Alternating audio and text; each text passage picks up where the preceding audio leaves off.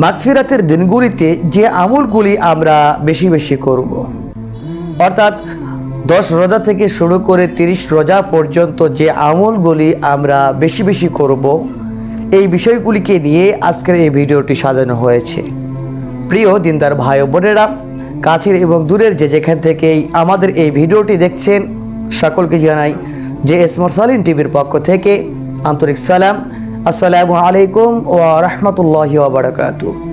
সুপ্রিয় দর্শক মণ্ডলী, আলহামদুলিল্লাহ, আল্লাহ সুবহানাহু ওয়া তাআলা পবিত্র মাহে রমাদান আমাদেরকে দান করেছেন।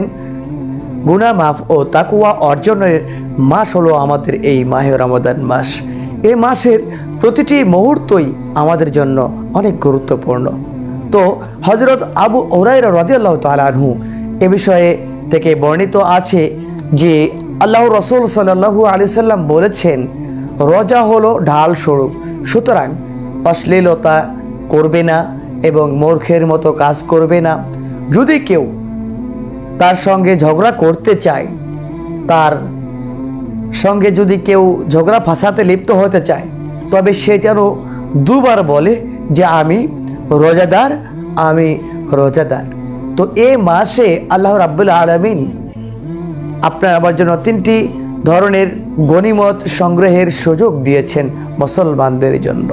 দেখুন, হযরত সালমান ফারসি রাদিয়াল্লাহু তাআলা আনহু থেকে বর্ণিত আছে যে একটি হাদিসে এই বিষয়ে উল্লেখ রয়েছে, যেমন রাসূল সাল্লাল্লাহু আলাইহি ওয়াসাল্লাম ইরশাদ করেছেন, বলেছেন যে রমজান এমন এক মাস যার শুরুতে রহমত, মাঝে মাগফিরাত এবং শেষে রয়েছে জাহান্নাম থেকে মুক্তি অর্থাৎ নাজাত।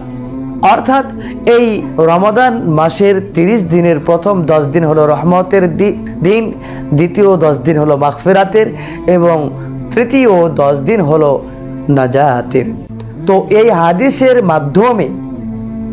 হাদিসটির মাধ্যমে রাসূল পাক সাল্লাল্লাহু আলাইহি সাল্লাম উম্মতকে এই বার্তা দিয়েছেন যে রমজান পুরোটাই রহমত, কিন্তু আল্লাহর রহমতে সিক্ত হয়ে তোমাকে আমাকে সব পাপ কি করতে হবে, ক্ষমা করিয়ে নিতে হবে। তারপর চূড়ান্ত মুক্তি ও নাজাতের জন্য রমজানের শেষ পর্যন্ত আমাদেরকে সিয়াম সাধনা করে যেতে হবে। মাগফিরাতের 10কে আল্লাহর কাছে প্রত্যেকটি মুমিনের বেশি বেশি তাওবা ও ক্ষমা প্রার্থনা করা উচিত।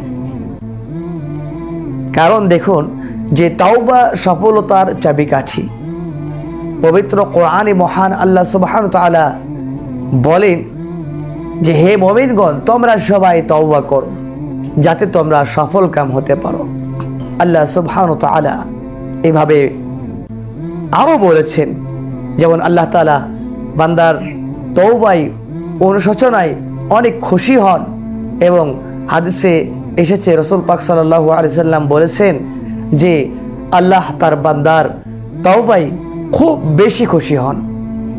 যখন সে বান্দা তওবা করে, প্রত্যেক মুমিনের উচিত এই 10 দিন বেশি বেশি আমাদের তওবা করা, নিজের গুনাহ মাফ করিয়ে নেওয়ার জন্য আমরা বেশি বেশি এই 10 দিন তওবা করব। আল্লাহ তাআলা এই মাসে গুনাহ মাফের ও জাহান্নাম থেকে মুক্তির প্রতিশ্রুতি দিয়েছেন।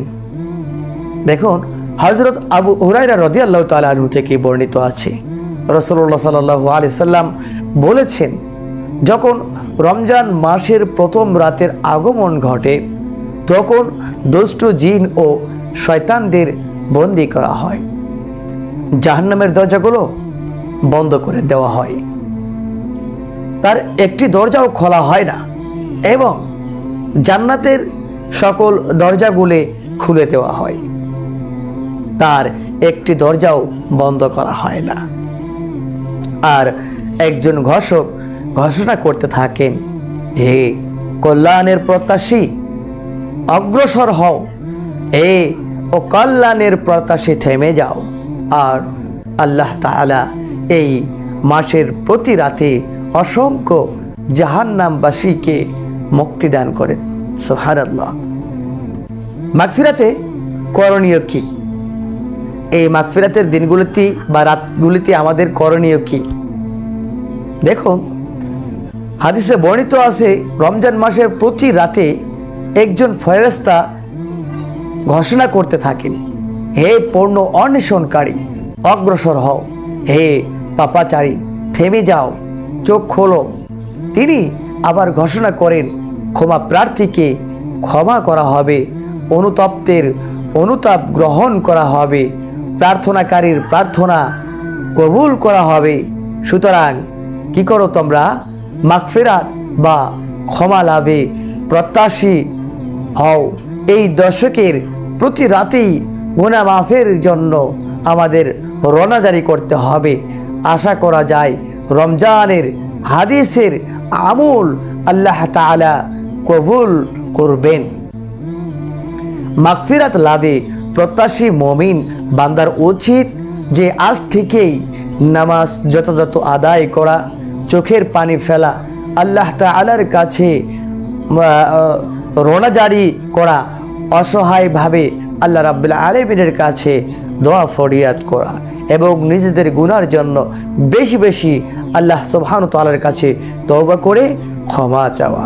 প্রিয় দিনদার ভাই ও বোনেরা, আমরা যদি এই পবিত্র মাহে রমাদান এইভাবে আমরা আমাদের আমলিয়াতের মাধ্যম দিয়ে কাটিয়ে দিই, তাহলে আমাদের জন্য এই পবিত্র মাহে রমাদান সার্থক হবে। এই পবিত্র মাহে রমাদান আমাদের সফলতা বয়ে আনবে। আর যদি আমরা এই মাহে রমাদানে আমরা নিজেদের আমলের প্রতি আমরা সচেতন না হই, আমরা যদি আমল না করি, আমরা যদি এই পবিত্র মাহে রমাদানে আমল না করি, আমাদের নামাজের প্রতি যত্নবান না হই, মানে আমাদের নামাজের প্রতি মনোযোগী না হই, রোজার প্রতি মনোযোগী না হই, দান সদকার প্রতি আমরা মনোযোগী যদি না হই, আমাদের এই পবিত্র মাহে রমাদান আপনার আমার জন্য কখনো সফল কাম হবে না। তাই সুতরাং আমরা সকলেই এই পবিত্র মাহে রমাদান যেন আমরা বাকি যে সময়গুলি আছে এই সময়গুলি যেন আমরা আমাদের অযথা আমাদের সময় নষ্ট না করে আমলের মধ্যে দিয়ে আমরা সময়টা কাটাইতে পারি। আল্লাহ সুবহানাহু ওয়া তাআলা আপনাকে আমাকে তৌফিক দান করুক। আল্লাহুম্মা আমিন। আসসালামু আলাইকুম ওয়া রাহমাতুল্লাহি ওয়া বারাকাতুহু।